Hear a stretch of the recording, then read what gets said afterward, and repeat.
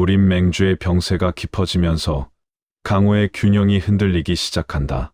표국을 습격한 정체불명의 세력과 금이상단을 둘러싼 의혹은 서로 다른 세력들을 하나의 소용돌이로 끌어당긴다. 알로는 진실을 찾기 위해 처음으로 판을 흔드는 계책을 선택하고 그 선택에는 예상하지 못한 대가가 뒤따른다. 이제 사건을 쫓던 집법당의 집행관은 사람들의 욕망과 이해관계가 얽힌 강호의 중심으로 들어간다. 오늘의 이야기를 시작하겠습니다. 강호의 협과 의리를 지키려면 구독과 좋아요는 필수. 노쇠한 맹주가 자리에 눕고 열흘이 지나자 무림맹 총단의 풍경부터 달라졌다. 평소라면 한낮에도 한산하던 내원의 회랑에는 의원과 시종이 수시로 드나들었고 경계 무사들은 내실로 이어지는 길목마다 한 사람씩 더 늘어섰다. 병세를 묻기 위해 찾아온 각 문파의 사절들도 하루가 다르게 불어났다. 겉으로는 모두 맹주의 쾌유를 빌었으나 총단 안으로 들어온 뒤 그들이 가장 먼저 확인하는 것은 병세보다 다른 세력의 움직임이었다. 한로가 총단에 도착했을 때는 이미 그런 변화가 감출 수 없는 지경에 이르러 있었다. 집법당으로 넘어온 문서만 보아도 알 수 있었다. 불과 며칠 전까지 맹주의 병세를 묻던 서신들이 이제는 각 문파의 장로와 세가의 주요 인물들이 언제 총단에 도착하는지를 확인하는 내용으로 바뀌어 있었다. 맹주가 아직 살아있는 동안부터 다음 자리를 둘러싼 움직임이 시작된 셈이었다. 구파일방에서는 소림과 무당을 중심으로 원로들이 움직였고 5대 세가에서도 가주나 후계자급 인물들이 속속 낙양으로 향하고 있었다. 중소 문파들 역시 어느 쪽에 설 것인지 눈치를 보기 시작했다. 아직 누구도 맹주 계승을 입에 올리지 않았지만 행동은 이미 그 이유를 향하고 있었다. 한로는 그 흐름 자체에는 별다른 의미를 두지 않았다. 사람이 쓰러지면 빈자리를 노리는 자가 생기는 것은 강호도 조정도 다르지 않았다. 그의 관심을 끈 것은 다른 곳에 있었다. 총단에 접수된 사절 명부와 봉인, 서신의 도착 시각을 대조하던 중 한로는 몇몇 세력이 지나치게 빠르게 움직였다는 사실을 발견했다. 맹주의 병세가 총단 바깥으로 처음 전달된 것은 나흘 전이었다. 그러나 산동의 한 세가는 그보다 이틀 앞서 이미 2명의 장로를 낙양으로 출발시켰다. 강남의 한 문파 역시 공식 서신이 도착하기 전에 국의 문제에 영향력을 행사할 만한 인물을 총단으로 보내고 있었다. 우연이라면 한두 곳에서 끝났어야 했다. 같은 움직임을 보인 곳이 5곳이었다. 한로는 명부를 덮지 않고 처음부터 다시 살폈다. 출발 시각이 확인되지 않는 사절은 제외하고 객잔 기록과 성문 통행 기록까지 맞추자 순서가 더욱 선명해졌다. 맹주의 병세가 악화된 직후 누군가 총단의 공식 전령보다 먼저 소식을 밖으로 내보냈다. 그것도 아무 곳에나 흘린 것이 아니었다. 움직인 5 세력 모두 차기 맹주 선출에서 상당한 표를 행사할 수 있는 곳이었다. 한로는 그날 오후 집법당의 문서고를 나와 맹주의 내실이 있는 서쪽 회랑으로 향했다. 병세를 직접 확인할 권한은 없었지만 사람들의 움직임은 볼 수 있었다. 내실 앞은 생각보다 조용했다. 의원 둘이 약상자를 들고 안으로 들어갔고 얼마 지나지 않아 늙은 시종 하나가 빈 약그릇을 들고 나왔다. 평범한 광경처럼 보였다. 다만 내실 바깥에 놓인 작은 나무 괴짝이 한로의 눈을 붙잡았다. 여러 약재가 나뉘어 담겨 있었는데 그중 하나의 칸만 비어 있었다. 시종은 빈칸을 확인하고 잠시 당황한 기색을 보였다. 곧 경비 무사 하나가 다가왔고 2 사람은 주변을 살핀 뒤 괴짝을 안쪽으로 옮겼다. 짧은 순간이었다. 그날 저녁 집법당에 들어온 기록에는 약재 분실에 관한 내용이 없었다. 한로는 곧바로 움직이지 않았다. 병중인 맹주의 약재 하나가 사라졌다는 사실만으로 의심할 수 있는 것은 아무것도 없었다. 처방 과정에서 다른 곳으로 옮겨졌을 수도 있고 의원이 따로 보관했을 수도 있었다. 그러나 기록되지 않았다는 점은 마음에 걸렸다. 무엇보다 조금 전 시종과 경비가 보인 반응은 평범한 착오를 대하는 모습과 달랐다. 그날 해질 무렵 모용세가의 일행도 총단에 도착했다. 모용세가의 가주는 직접 모습을 드러냈다. 셋째 아들의 죽음 이후 외부 행사에 좀처럼 나오지 않던 그가 수십 명의 호위와 가문의 중진들을 이끌고 총단에 들어오자 오대세가 쪽의 분위기가 단숨에 달라졌다. 몇몇 인물들이 자연스럽게 그의 주변으로 모였다. 아직 누구도 추대를 말하지 않았으나 이미 사람의 배치부터 하나의 세력이 만들어지고 있었다. 그 뒤편에서 모용청은 가문의 사람들과 일정한 거리를 둔 채 움직였다. 한로는 멀리서 그녀를 알아보았지만 찾아가지 않았다. 모용청 역시 그에게 접근하지 않았다. 두 사람이 계속 접촉하고 있다는 사실을 굳이 총단 전체에 알릴 이유가 없었다. 대신 그날 밤 한로의 처소로 작은 문서 하나가 전달되었다. 모용세가 내부에서 최근 오간 인사 명단이었다.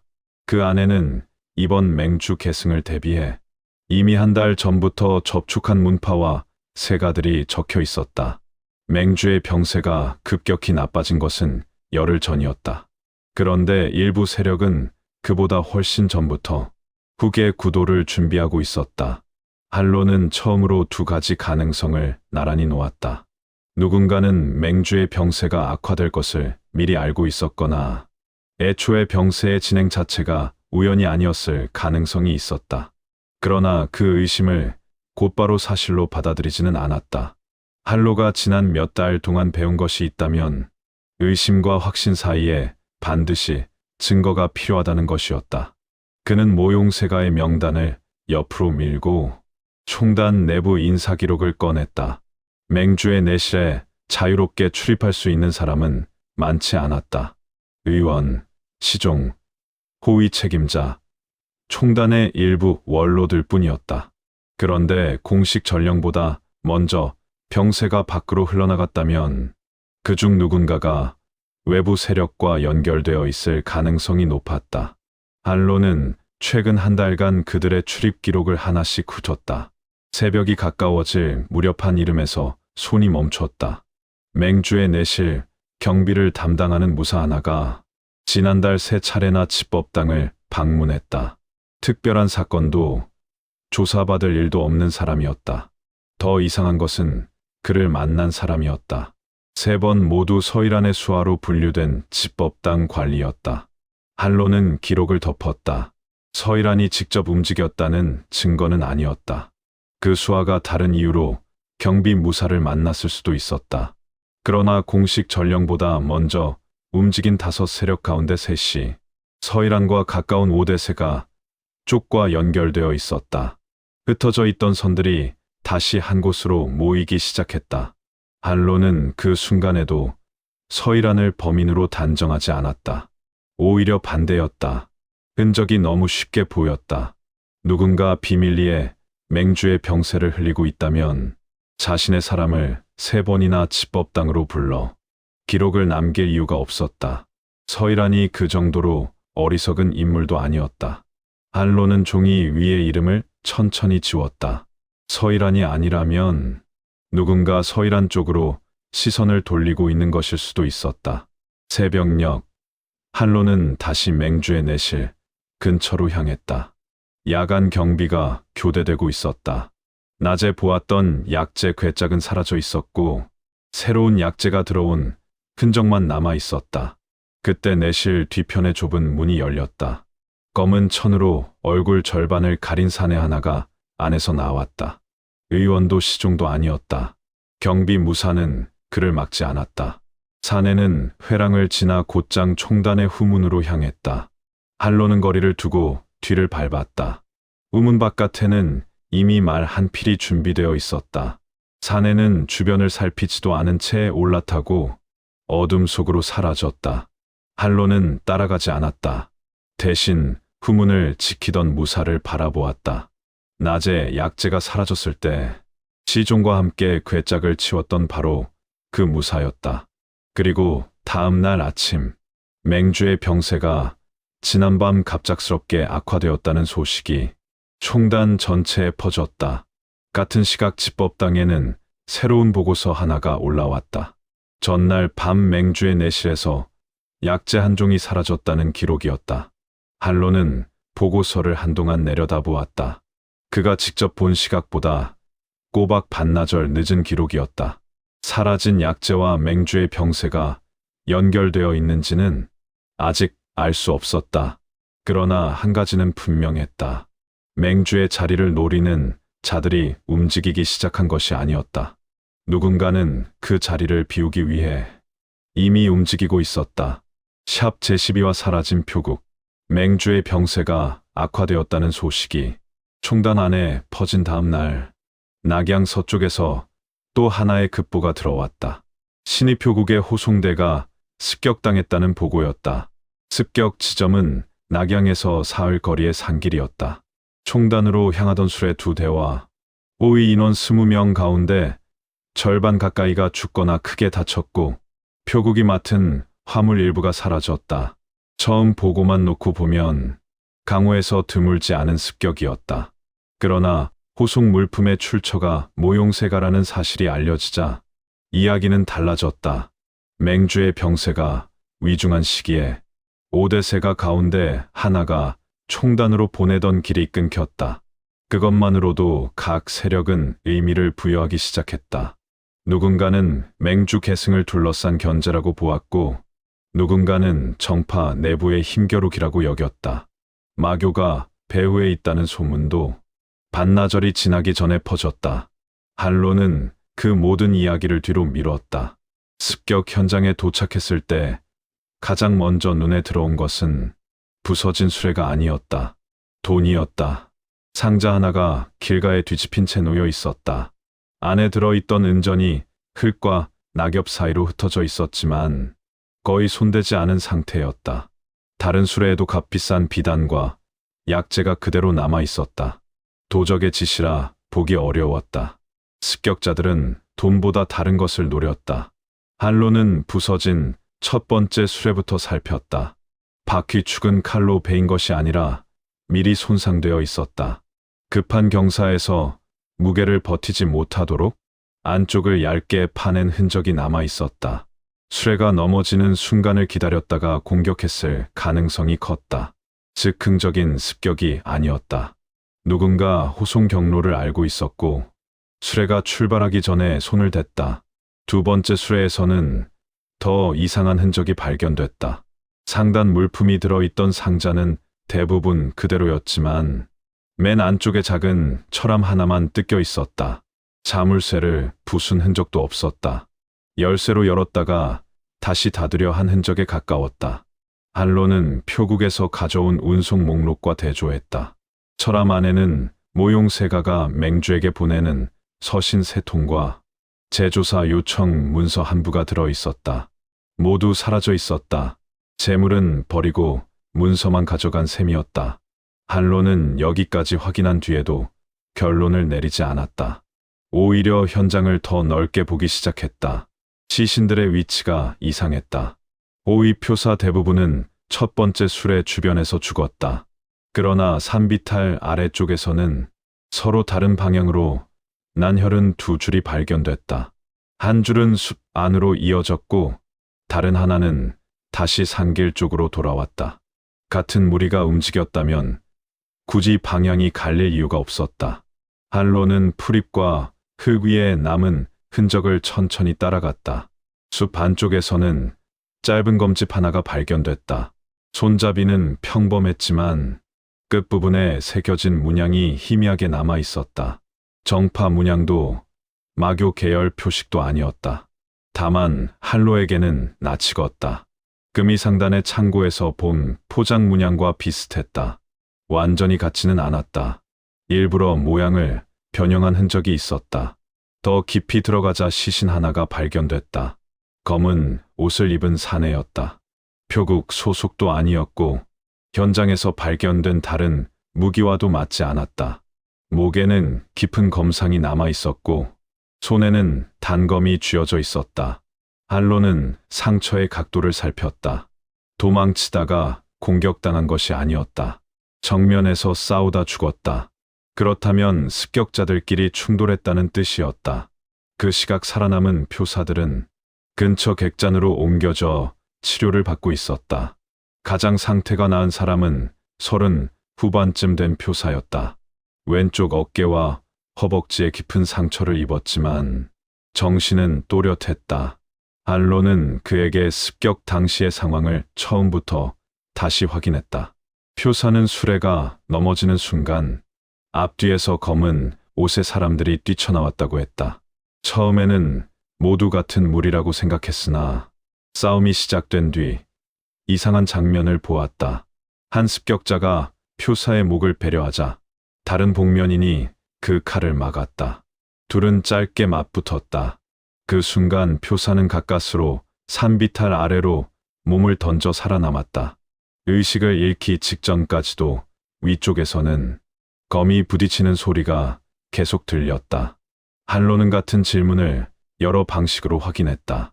표사의 기억이 흐려진 부분은 있었지만 그 장면만큼은 분명했다.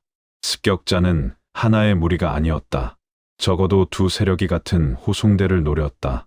한로는 다시 현장으로 돌아갔다. 해가 기울고 있었지만 산길에는 여전히 피 냄새가 남아 있었다. 그는 첫 번째 수레에서 발견한 흔적과 숲의 시신을 다시 연결해 보았다. 한쪽은 수레를 미리 망가뜨릴 만큼 호송 정보를 정확히 알고 있었다. 다른 쪽은 그 습격을 예상하고 뒤따라온 듯했다. 그리고 둘 모두 같은 처함을 노렸을 가능성이 높았다. 그렇다면 문제는 단순해지면서도 더 복잡해졌다. 누가 먼저 이 호송을 노렸고 누가 그 뒤를 따라붙었는지 알아내야 했다. 그날 밤 한로는 표국의 숙소에서 호송 준비 기록을 확인했다. 출발 시각은 사흘 전 새벽이었다. 경로를 알고 있던 사람은 많지 않았다. 표국주와 책임 표사, 모용세가 측 인원 둘, 그리고 낙양 총단에서 도착 시각을 전달받은 담당자 정도였다. 한로는 마지막 항목에서 손을 멈췄다. 총단에서 호송 일정을 전달받은 부서는 집법당이었다. 담당자는 서일안의 수하와 같은 계통에 속해 있었다. 또다시 서일안 쪽으로 흔적이 이어졌다. 너무 자연스럽게 한로는 기록을 덮었다. 전날 맹주의 내실, 경비에서도 같은 느낌을 받았다. 흔적이 계속 서일안을 향하고 있었다. 명확해지는 것이 아니라 오히려 과도하게 한 사람을 가리키고 있었다. 누군가 일부러 그의 이름을 길 위에 떨어뜨리고 있는 것처럼 느껴졌다. 다음 날 아침 모용청이 총단에서 도착했다. 그녀는 곧바로 현장을 찾지 않았다. 먼저 표국의 생존자와 부상자를 확인하고 죽은 표사들의 명단부터 살폈다. 그 뒤에야 한로가 조사 중인 산길로 향했다. 두 사람은 서로 말을 섞지 않은 채 철암이 있던 수레 앞에 섰다. 모용청은 운송 목록을 직접 확인했다. 사라진 서신 3통 가운데 하나는 맹주의 병세와 관련된 단순 문안이었다. 다른 하나는 모용세가 내부의 입장을 정리한 문서였고 마지막 하나가 문제였다. 셋째 공자의 죽음을 다시 조사해달라는 공식 요청서였다. 그 안에는 기존 수사 기록의 모순과 집법당 내부 인사의 개입 가능성이 정리되어 있었다. 한로는 그 사실을 확인한 뒤 사건의 무게가 달라졌다는 것을 느꼈다. 누군가 그 서신을 없애고 싶어 했다. 하지만 또 다른 누군가는 그 서신을 먼저 차지하고 싶어 했다. 그리고 그 두 집단이 같은 장소에서 충돌했다. 그날 오후 현장 수색 중 또 하나의 물건이 발견됐다. 숲의 시신에서 멀지 않은 바위 틈에 작은 천 조각이 끼어 있었다.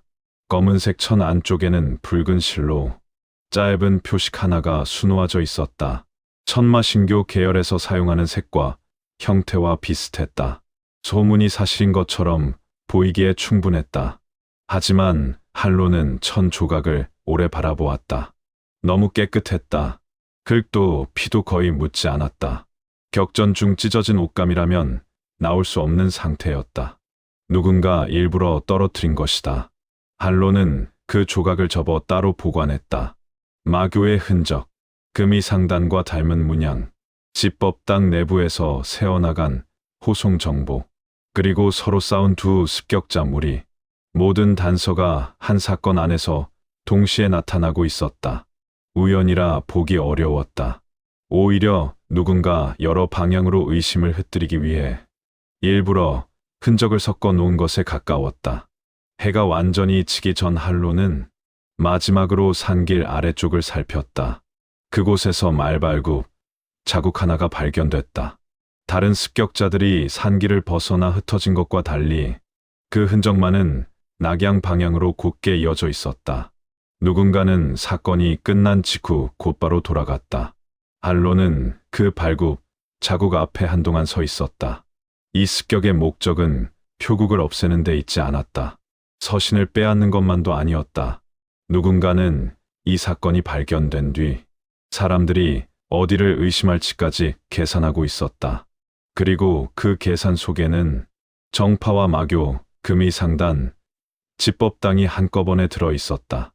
한로는 처음으로 자신이 쫓는 상대가 단순히 흔적을 숨기는 자가 아니라는 사실을 실감했다. 상대는 흔적을 지우고 있지 않았다. 오히려 너무 많은 흔적을 남겨 진짜 길을 보이지 않게 만들고 있었다. 신입표국 습격 사건이 총단에 보고된 지 하루도 지나지 않아 천마신교의 이름이 먼저 퍼졌다. 산길에서 발견된 검은 천 조각 하나가 결정적인 근거처럼 취급되었다. 붉은 실로 수놓인 문양은 신교 계열 무인들이 사용하는 표식과 닮아 있었고 살아남은 표사들 가운데 누구도 습격자의 얼굴을 확인하지 못했다. 증거는 부족했지만 사람들은 이미 익숙한 적을 필요로 하고 있었다. 맹주의 병세가 악화된 상황에서 모용세가의 호송대까지 공격받았다. 정파 내부의 불안을 하나로 묶기에 마교만큼 편리한 이름도 없었다. 총단 대회 앞전에는 아침부터 각 문파와 세가의 인물들이 모여들었다. 습격 현장에서 회수된 부러진 병기와 검은 천 조각, 호송 목록의 사본이 중앙 탁자 위에 놓였다. 아직 공식적인 조사가 끝나지 않았음에도 몇몇 문파의 장로들은 사건을 신교의 도발로 받아들이고 있었다. 특히 모용세가와 가까운 세력들 사이에서는 표국 습격을 단순한 약탈이 아니라 정파 전체에 대한 경고로 규정하려는 분위기가 강했다. 한로는 회합장 뒤편에서 그 광경을 지켜보았다. 그가 전날 제출한 현장 보고서에는 습격자가 적어도 두 무리였을 가능성과 검은 천 조각이 의도적으로 남겨졌을 가능성이 모두 적혀 있었다. 그러나 사람들의 관심은 그 부분에 머물지 않았다. 누구의 칼이었는지보다 누구를 적으로 삼을 수 있는지가 더 중요해 보였다. 한로는 그 사실을 새삼스럽게 여기지 않았다. 강호에서 증거는 언제나 사실만을 위해 사용되지 않았다. 때로는 이미 내려진 결론을 정당화하기 위해 뒤늦게 선택되기도 했다. 회의가 시작된 지 얼마 지나지 않아 분위기는 빠르게 한쪽으로 기울었다. 신교의 최근 움직임이 수상하다는 보고가 잇따랐고 남쪽 지역에서 정파 상단이 습격당했다는 오래된 사건들까지 다시 끌려 나왔다.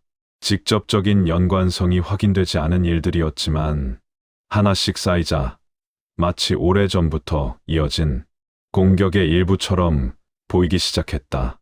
그 흐름을 꺾은 것은 각원대사였다. 소림은 회합 초반부터 거의 입장을 드러내지 않고 있었다.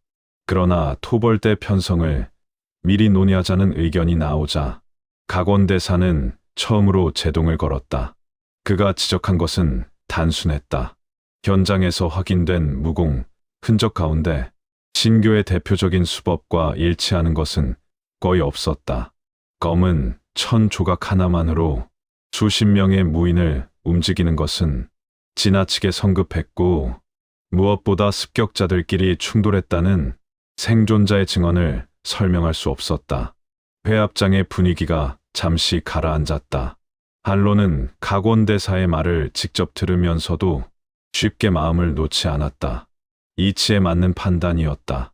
그래서 오히려 더 살펴볼 필요가 있었다.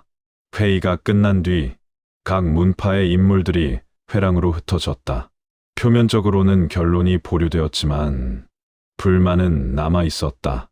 오대세가 쪽에서는 소림이 신교에 지나치게 온건하다는 불평이 나왔고 일부 중소 문파들은 대세가 정해질 때까지 입장을 감췄다. 무당은 소림의 신중론에 가까웠지만 먼저 나서지는 않았다. 개방은 더 복잡했다. 정보가 빠른 조직일수록 단정하기 어려운 사실도 많았다. 한로는 사람들의 반응보다 각원대사의 움직임을 따라갔다. 회합을 마친 각원대사는 소림 제자들과 함께 숙소로 돌아가지 않았다. 그는 총단 북쪽의 작은 문서실에 잠시 들렀다가 혼자 후원으로 향했다. 그곳에서 기다리고 있던 사람은 소림 사람이 아니었다. 금이상단의 낙양 지점에서 일하는 관리였다. 두 사람의 접촉은 길지 않았다. 한로는 멀리 떨어진 회랑의 그림자 속에서 그 모습을 지켜보았다. 대화 내용은 들리지 않았지만 관리가 작은 장부 하나를 건넸고 각원대사는 그것을 소매 안에 넣었다. 그 뒤 두 사람은 서로 다른 방향으로 흩어졌다. 한로는 곧바로 뒤를 쫓지 않았다. 소림과 금이상단이 거래한다고 해서 곧바로 음모에 가담했다고 볼 수는 없었다. 거대한 문파일수록 상단과의 거래는 흔했다. 식량과 약재, 무기와 운송까지 돈이 오가는 곳은 셀 수 없이 많았다. 문제는 시기였다. 표국 습격의 흔적에서 금이상단과 닮은 문양이 발견된 직후였다. 그리고 각원대사는 누구보다 강하게 신교 토벌을 막았다. 그날 저녁 한로는 집법당의 오래된 거래 문서를 뒤졌다. 금이상단과 소림 사이의 공식거래 기록은 예상보다 많았다. 대부분 약재와 곡물 구입에 관한 것이었고 특별한 점은 없었다. 그러나 몇 년 전부터 반복해서 등장하는 항목 하나가 눈에 걸렸다. 운송 비용이었다. 실제 물품 규모에 비해 지나치게 컸다. 한로는 다른 상단의 기록과 비교했다. 같은 거리, 비슷한 규모의 화물을 운송하는데 필요한 비용보다 2배 가까이 높았다. 단순한 가격 차이라고 보기에는 오랜 기간 비슷한 비율이 유지되고 있었다. 더 이상한 점은 지급 방식이었다. 금이상단은 일부 금액을 소림이 아니라 중간 상단을 거쳐 다시 돌려받고 있었다. 겉으로는 정상적인 거래처럼 보였지만 돈의 흐름이 불필요하게 한 번 더 돌아갔다. 한로는 장부의 여러 항목을 연결했다. 소림이 금이상단에서 물건을 사고 금이상단은 높은 운송비를 받는다. 이후 그 일부가 다른 상단을 거쳐 소림 계열의 객잔과 약방으로 흘러들어갔다. 누가 누구에게 돈을 주는 것인지조차 쉽게 구분되지 않는 구조였다. 불법이라고 단정할 만한 증거는 없었다. 그러나 정상적인 거래라고 보기에도 이상했다.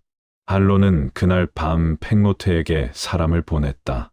개방의 정보망을 통해 소림과 금이상단의 관계를 확인할 필요가 있었다. 다음 날 낮이 지나기 전에 답이 돌아왔다. 소림 내부에서도 금이상단과 지나치게 가까워지는 것을 우려하는 목소리가 있었다. 특히 외부 재정을 맡은 일부 승려들이 몇 년 전부터 금이상단을 통해 자금을 운용했고 그 과정에서 문파 밖으로 드러내기 어려운 거래가 생겼다는 소문이 있었다. 아직 부정한 거래라고 단정할 단계는 아니었다. 하지만 각원대사가 금이상단 관리와 따로 만난 이유를 단순한 상거래로 넘기기도 어려워졌다. 한로는 여기서 다시 멈췄다. 각원대사의 행동에는 두 가지 해석이 가능했다. 첫째는 소림이 금이 상단과 얽힌 거래를 감추기 위해 신교 토벌을 막고 있다는 것이었다. 둘째는 정반대였다. 금이 상단의 움직임을 알고 있기 때문에 누군가 신교를 범인으로 만들려 한다는 사실을 눈치챘을 가능성이었다. 어느 쪽인지 판단할 증거는 아직 없었다. 그 사이 총단 안의 분위기는 다시 빠르게 변했다. 전날 보류되었던 토벌론이 아침부터 더 거세졌다. 이번에는 새로운 증거까지 등장했다. 표국 습격 현장에서 사용된 검은 가운데 일부가 천마신교의 특정 검법과 흡사하다는 분석서였다. 집법당의 무공 감식관이 작성한 문서였다. 한로는 보고서를 처음부터 끝까지 읽었다. 검은의 깊이와 방향, 공격 각도까지 자세히 정리되어 있었다. 겉으로 보면 상당히 정밀한 분석이었다. 하지만 한로는 한 곳에서 손을 멈췄다. 감식관은 현장에 가지 않았다. 그가 근거로 삼은 것은 누군가 미리 그려온 상은 도해뿐이었다. 한로는 도의 원본을 찾아냈다. 그리고 전날 자신이 현장에서 확인한 상처와 비교했다. 몇 군데가 달랐다. 칼이 들어간 방향이 바뀌었고 상처 하나는 길이가 늘어나 있었다. 조금만 수정해도 특정 무공과 비슷하게 보일 수 있는 부분들이었다. 누군가 현장의 흔적을 기록하는 단계에서 손을 댔다. 한로는 작성 경로를 확인했다. 도회를 처음 만든 사람은 표국의 의원이었다. 그 문서는 총단으로 들어온 뒤 집법당의 한 관리를 거쳐 감식관에게 전달되었다. 한로는 그 관리의 이름을 확인했다. 이번에도 서일한 계통이었다. 그 순간 오히려 의심은 더 커졌다. 너무 많은 것이 같은 방향을 가리키고 있었다. 맹주의 내실 경비, 표국의 호송 일정, 무공 감식 기록, 모두 서일한 주변으로 연결되었다. 한로는 그동안의 기록을 한데 모아 펼쳤다. 누군가 서일한을 배후로 만들려는 것인지 아니면 서일한 자신이 일부러 너무 뻔한 흔적을 남기고 있는 것인지 아직 판단하기 어려웠다. 한쪽만 바라보면 가장 중요한 것을 놓칠 가능성이 있었다. 그날 오후 다시 대회합이 열렸다. 이번에는 조작된 흔적을 바탕으로 신교의 개입 가능성이 공식적으로 제기될 예정이었다. 한로는 회합장으로 향하기 전에 각원대사의 숙소 쪽을 한번 바라보았다. 소림이 어디까지 알고 있는지는 알 수 없었다. 하지만 이제 한 가지는 분명했다. 신교 토벌을 서두르는 자들과 이것을 막는 자들 모두 각자의 이유를 숨기고 있었다. 진실을 찾기 위해서는 어느 한쪽의 명분을 믿어서는 안 되었다. 한로는 회합장 안으로 들어갔다. 중앙 탁자에는 전날보다 많은 증거가 올라와 있었다.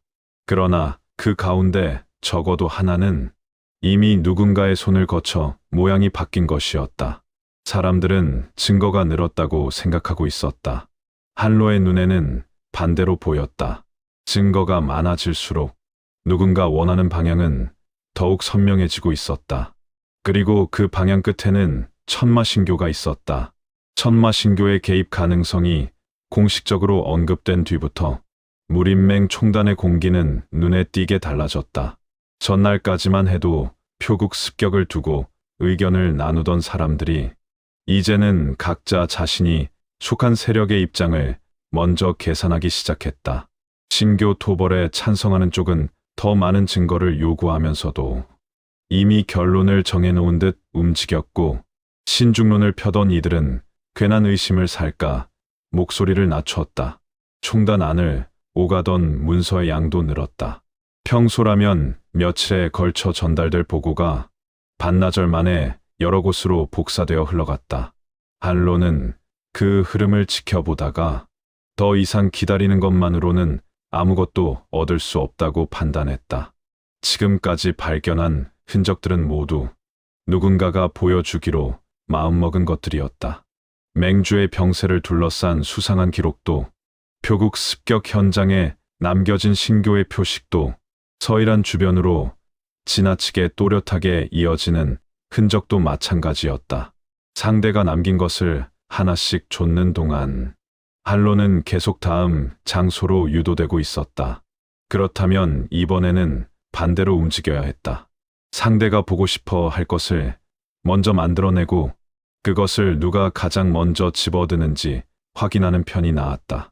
한로는 집법당 문서고에서 표국 사건과 관련된 기록을 다시 꺼냈다. 사라진 철함에는 모용세가의 서신 3통과 제조사 요청서 한 부가 들어 있었다.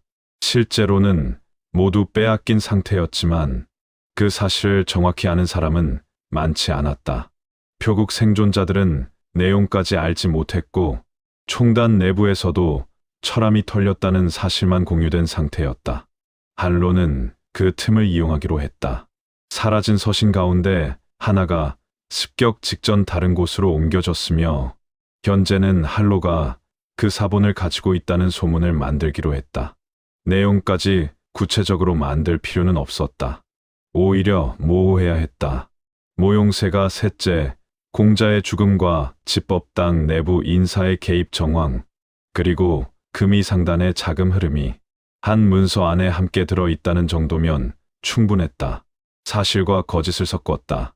상대가 완전히 거짓이라고 치부하지 못하도록 실제 조사 내용의 일부를 흘리고 가장 중요한 부분만 존재하지 않는 문서로 만들어냈다. 문제는 전달 경로였다. 한로는 자신이 직접 소문을 퍼뜨리지 않았다. 개방을 통하면 빠르게 번질 수 있었지만 너무 노골적이었다.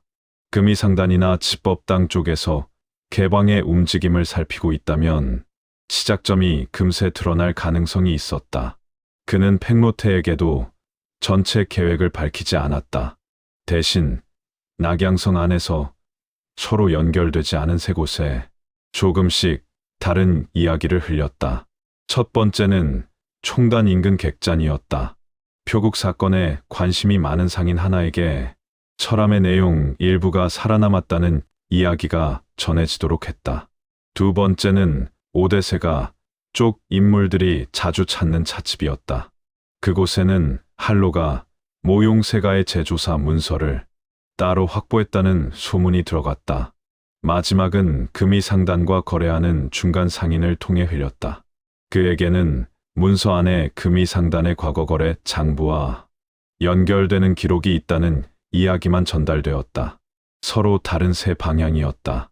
그러나 모두 한 사람에게 닿을 수밖에 없는 구조였다. 그 문서를 두려워하는 자였다. 한로는 소문을 흘린 뒤 움직이지 않았다.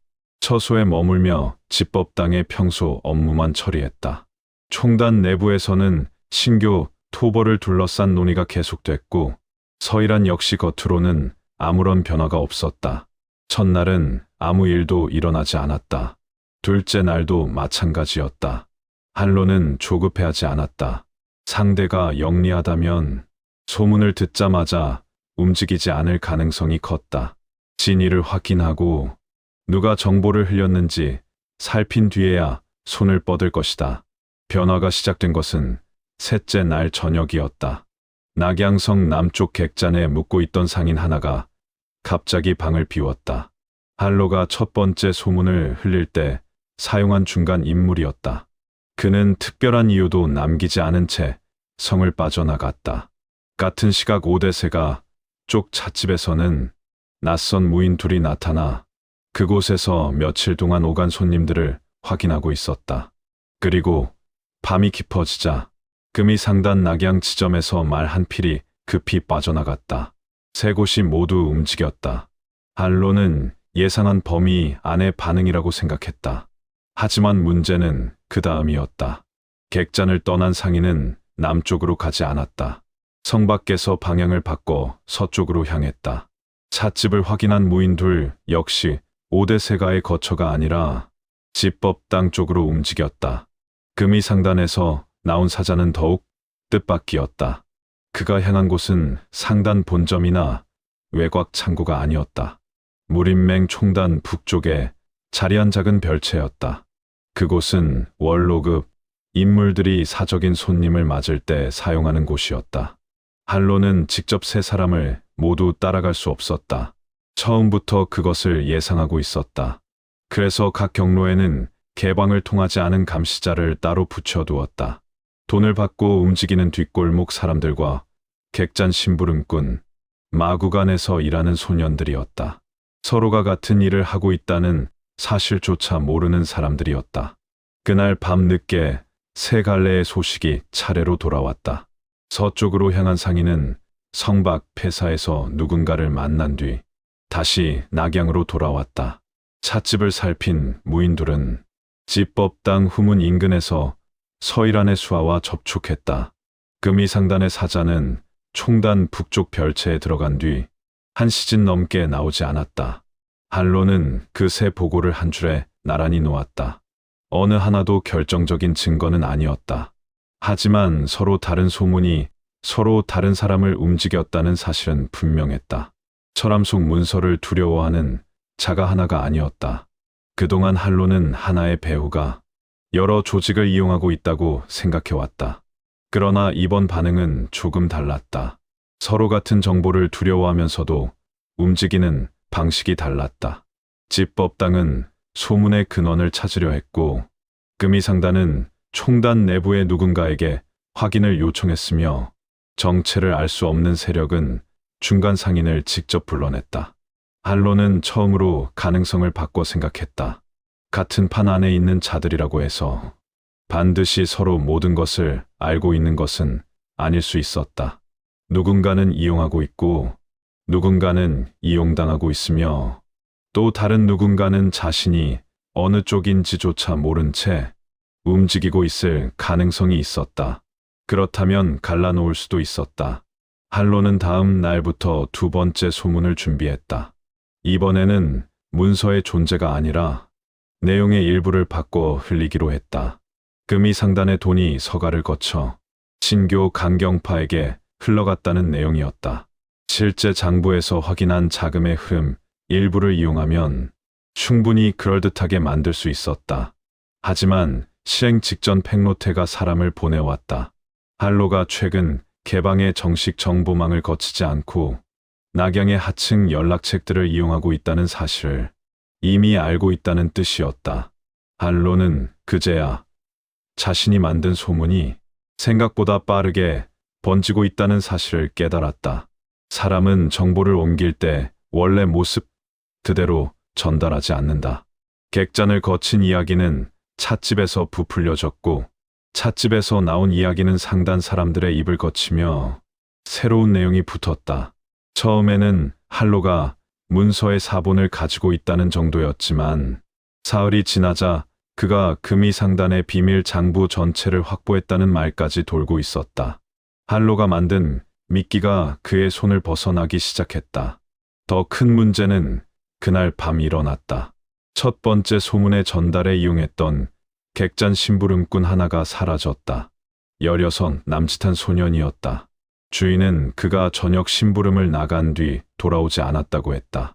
한로는 그 소년이 맡았던 경로를 곧바로 확인했다. 그가 마지막으로 전달한 것은 한로가 준비한 거짓 정보가 아니었다. 누군가 한로의 소문에 새로운 내용을 덧붙여 다시 흘린 것이었다. 그 내용에는 문서가 보관된 장소까지 적혀 있었다. 한로가 전혀 지정한 적 없는 장소였다. 낙양 동쪽의 낡은 창고. 누군가 한로가 만든 미끼 위에 또 다른 미끼를 얹었다. 그 순간부터 판의 성격이 달라졌다. 한로는 소문을 이용해 상대를 끌어내려 했지만 상대 역시 그 소문을 이용하기 시작했다. 그날 자정이 가까워졌을 무렵 낡은 창고 주변에 사람들의 움직임이 포착됐다. 한쪽은 집법당 인사들과 연결된 무인들이었다. 다른 쪽은 금이상단의 사병으로 보이는 자들이었다. 그리고 그들보다 먼저 창고 안으로 들어간 세 번째 사람이 있었다. 얼굴을 가린 낯선 사내였다.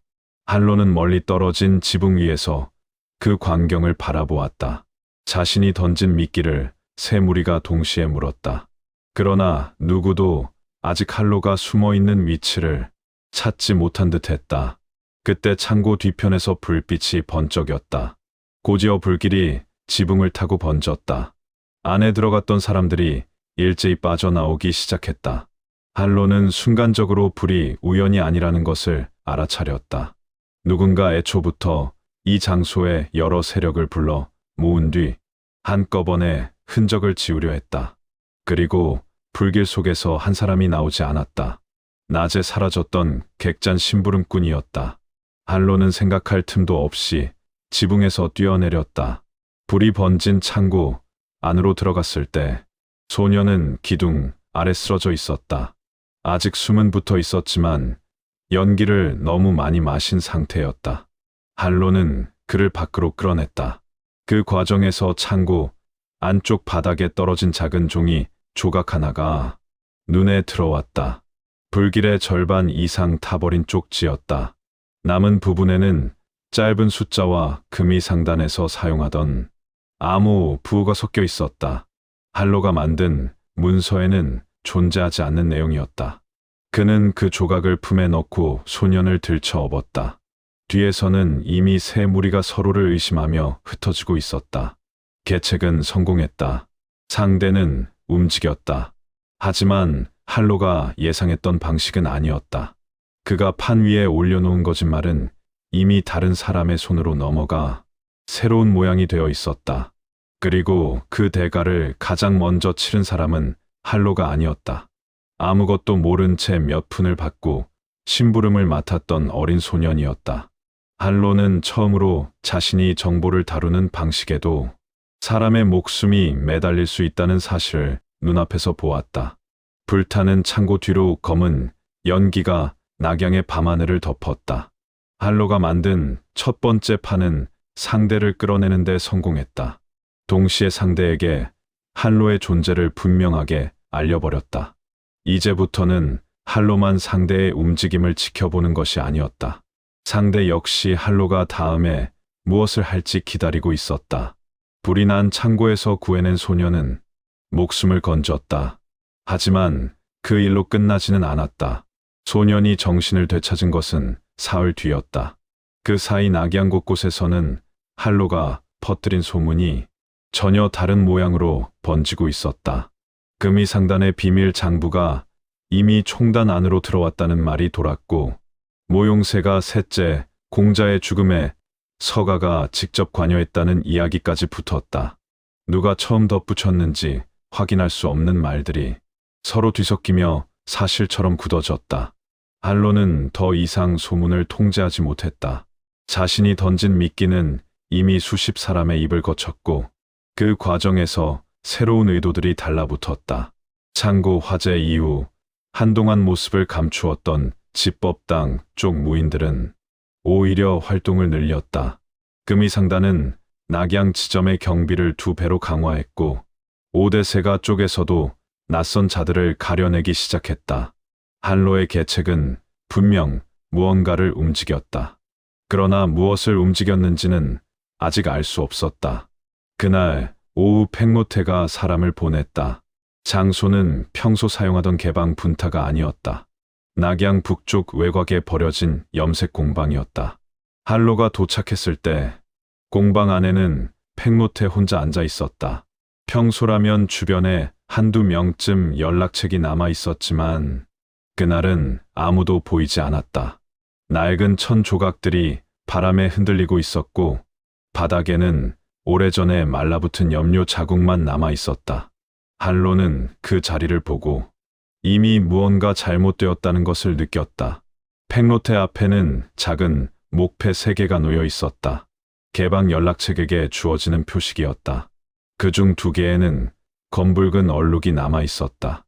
한로는 아무 말 없이 그것을 바라보았다. 팽로테는 사흘 전부터 개방의 하층 연락망 2곳이 끊겼다는 사실을 알렸다. 한로의 소문이 퍼진 직후였다.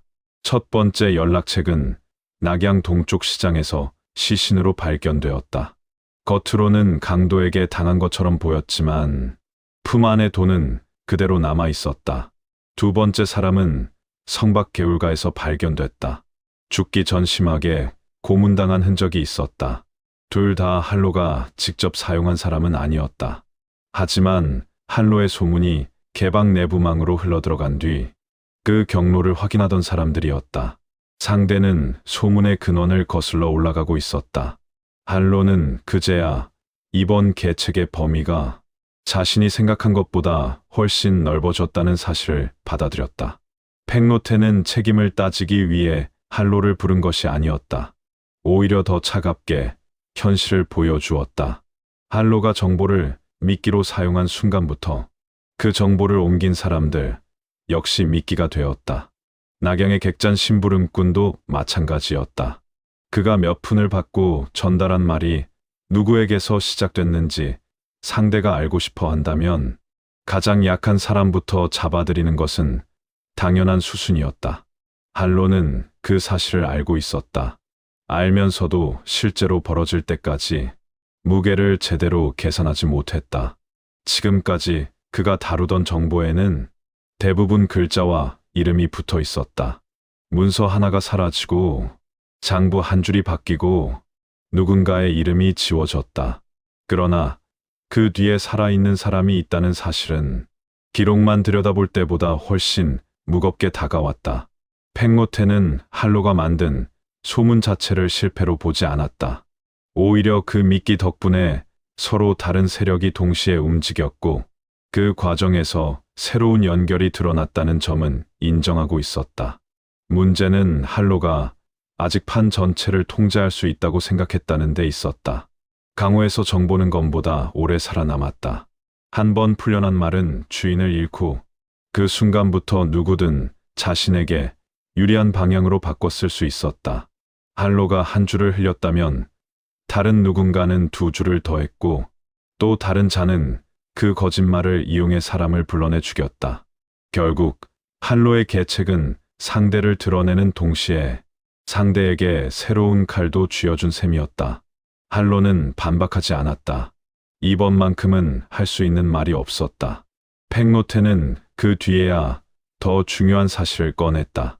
한로가 퍼뜨린 세 갈래 소문 가운데 하나가 예상보다 빠르게 금이 상단에 들어간 이유였다. 개방 내부 누군가가 그 정보를 팔았다. 처음에는 단순한 정보 거래처럼 보였다. 개방은 언제나 정보를 돈으로 바꾸는 조직이었고 모두가 한로의 목적을 위해 움직이는 것도 아니었다. 하지만 이번에는 문제가 달랐다. 정보가 팔린 시점이 한로가 소문을 흘린 날과 거의 같았다. 누군가는 그 소문의 가치가 커질 것을 미리 알고 있었다. 한로는 자연스럽게 개방 내부의 배신자를 떠올렸다.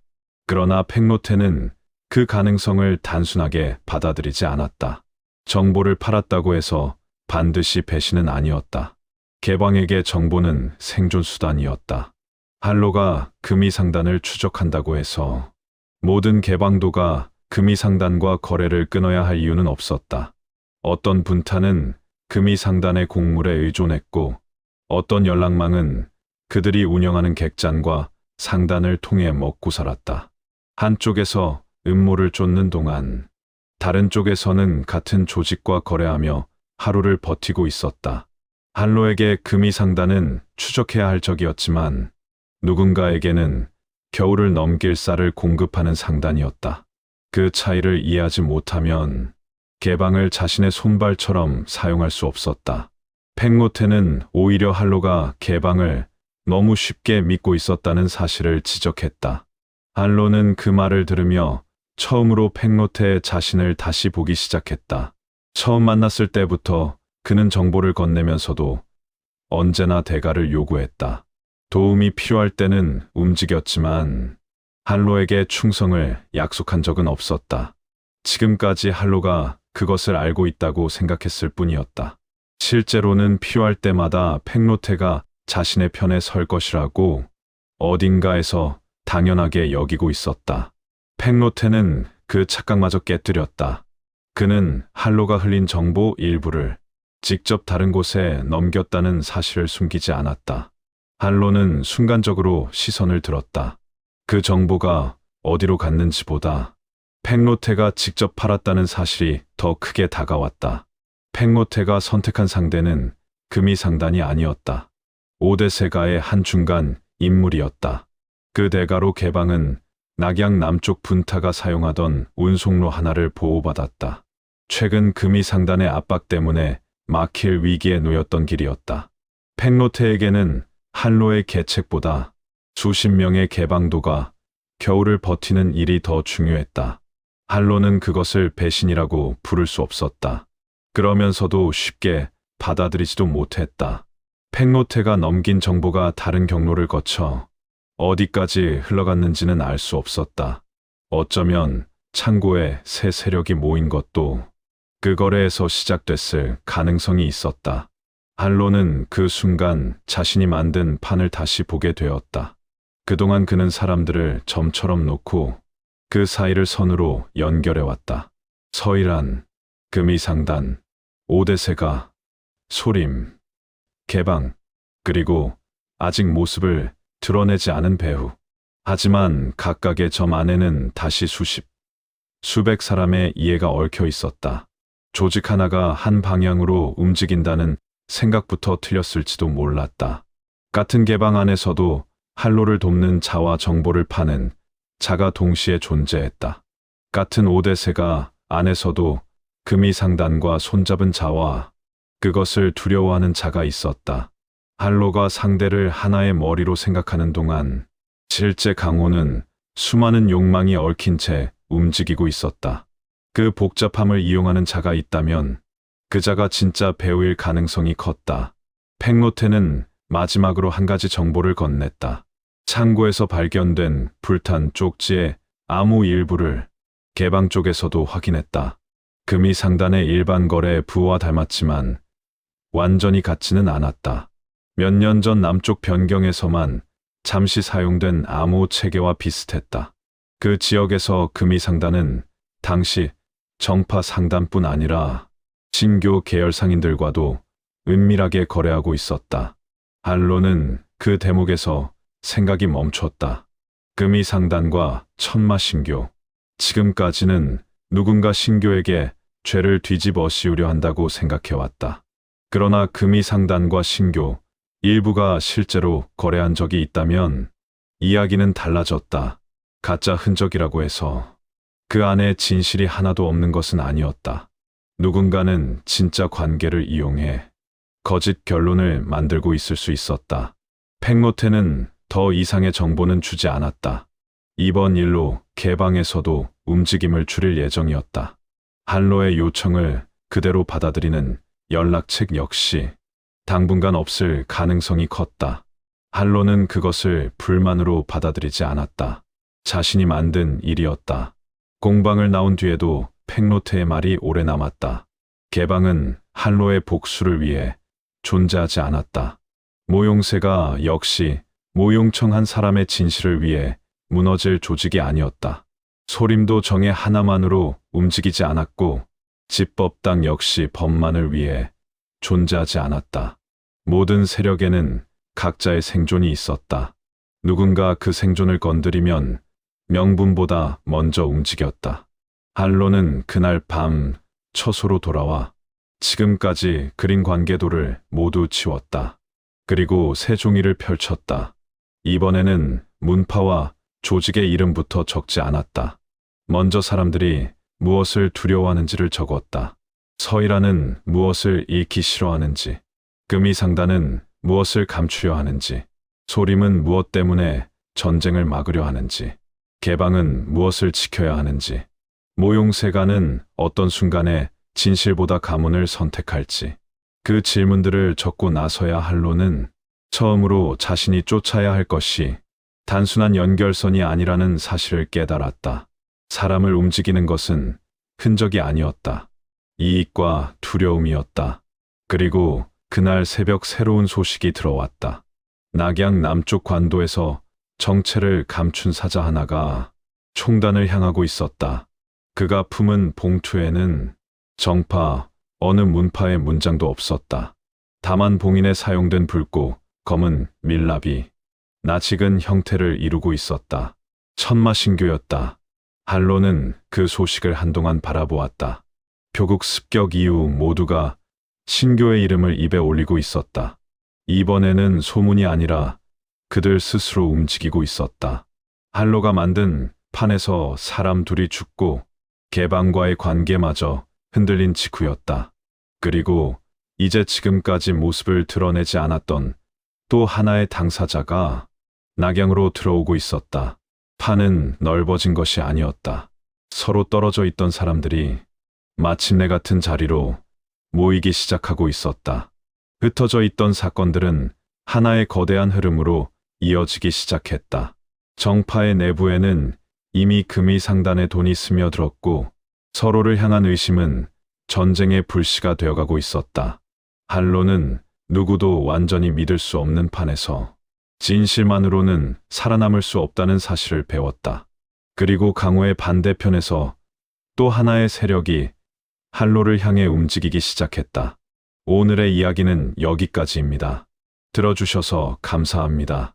강호의 길은 끝나지 않습니다. 다음 이야기에서 다시 만나려면 구독과 좋아요, 알림 설정까지 부탁드립니다.